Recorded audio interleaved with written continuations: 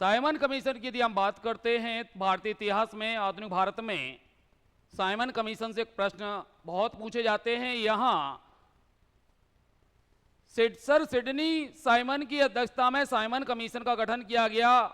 भारत में इसका विरोध किया जा रहा था क्योंकि इस साइमन कमीशन में सब गोरे लोग थे, अर्थात ब्रिटेन के लोग थे। लेकिन इसकी यदि पृष्ठभूमि की बात करें, साइमन कमीशन क्यों लाया गया था? 1919 में एक कानून बनाया गया था, एक अधिनियम बनाया गया था जिसे भारत शासन अधिनियम कहा गया। भारत शासन अधिनियम जिसे मांटेग्यू चैमफोर्ड अधिनियम भी कहा जाता है। और इसमें यह कहा गया था कि 10 साल बाद इस कानून की जांच के लिए एक आयोग गठित होगा और इसकी जांच की जाएगी कि ये कितना सफल हुआ है और कितना विफल है। ये समानता जो है 1919 में मांटेग्यू चैमफोर्ड अधिनियम या 1919 का भारत शासन अधिनियम लागू करते समय ये बात की गई थी। ये अधिनियम भारत के लोगों पर लागू होना था, भारत के लोगों पर लागू हुआ। 10 साल बाद इसकी जांच की जानी चाहिए थी। स्थिति ये हुई कि 2 साल पहले ही नवंबर 1927 में 1927 में साइमन कमीशन का गठन कर लिया गया।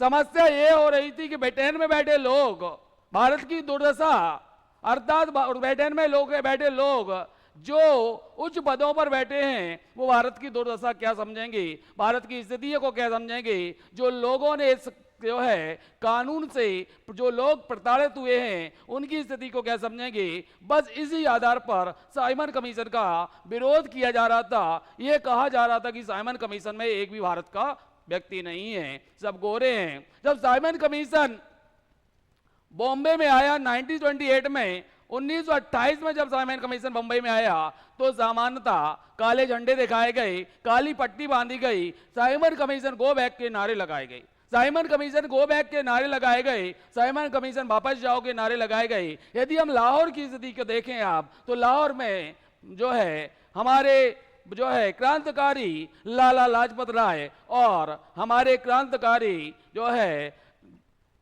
भगत सिंह, सरदार भगत सिंह जो है इसमें शामिल थे। अर्थात कहने का मतलब है इस आंदोलन में शामिल थे। और इस आंदोलन में जब शामिल थे तो लाहौर में ये चल रहा था, Simon commission go back, Simon commission go back. और लाला लाजपत राय का साथ सरदार भगत सिंह दे रहे थे।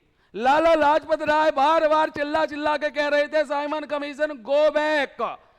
जब ये चीज वहां का जो गवर्नर था या हम कहें वहां का जो नियंत्रक था या जो वहां का कंट्रोलर था, जैसे हमने आपको बताया सैंडर्स कहते हैं, सैंडर्स ने अपनी अंग्रेजी भाषा में लोगों से कहा, अर्थात लोगों से क्या, अपने प्रशासन से कहा, पुलिस से कहा कि ये व्यक्ति जो है जो सिर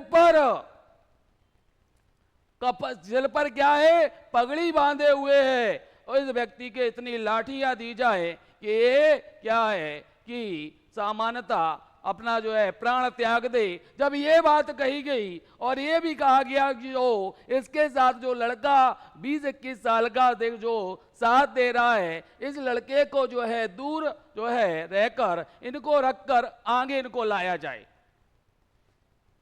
स्थिति क्या हुई कि साइमन कमीशन में जो है जो आंदोलन हो रहा था साइमन कमीशन के लिए, सैंडर्स की बात सुनकर पुलिस ने क्या किया, लाला लाजपत राय को आगे ले आए, भगत सिंह पीछे रह गए। और सरदार भगत सिंह जब पीछे रह गए, लाला लाजपत राय के सिर पर लाठियां बरसाई गई, पगड़ी निकल गई। और पगड़ी निकलने के बाद बेटा सर से खून निकलने लगा, लाला जी धाराशायी हो गए। और लाला जी धाराशायी हो गए, भगत सिंह दूर से देखते हैं, दौड़ के आते हैं कि लाला जी ये क्या हुआ, और लाला जी को गोद में ले लेते हैं, लाला जी को गोद में ले लेते हैं। लाला जी जमीन पर गिर पड़ते हैं, लाला लाजपत राय जमीन पर गिर पड़ते हैं, भगत सिंह की जो है गोदी में आ जाते हैं। लाला जी कहते हैं भगत सिंह मैं जा रहा हूं, लेकिन याद रखना ये मेरी शहादत बेकार नहीं जानी चाहिए। मेरे सिर पर पड़ी एक एक लाठी का, मेरे सिर पर पड़ी एक एक लाठी का हिसाब मुझे चाहिए। उन्होंने कहा भगत सिंह मेरे सिर पर पड़ी एक एक लाठी ब्रिटिश ताबूत की आखिरी कील साबित होनी चाहिए। भगत सिंह ने जब ये देखा सुना कि लाला जी चले गए हैं, फिर भगत सिंह ने वही आपने बताया सुखदेव और राजगुरु के साथ मिलकर क्या है षड्यंत्र रचकर सैंडर को क्या है गोली से मार दिया और सैंडर की हत्या कर दी भगत सिंह ने। और भगत सिंह ने जब सैंडर की हत्या कर दी तो इसे ही लाहौर षड्यंत्र केस कहते हैं और इसे ही क्या कहा जाता है कि लाहौर षड्यंत्र केस के अतिरिक्त से ही जो है सैंडर्स केस कहा जाता है। क्या कहा जाता है? सैंडर्स केस कहा जाता है।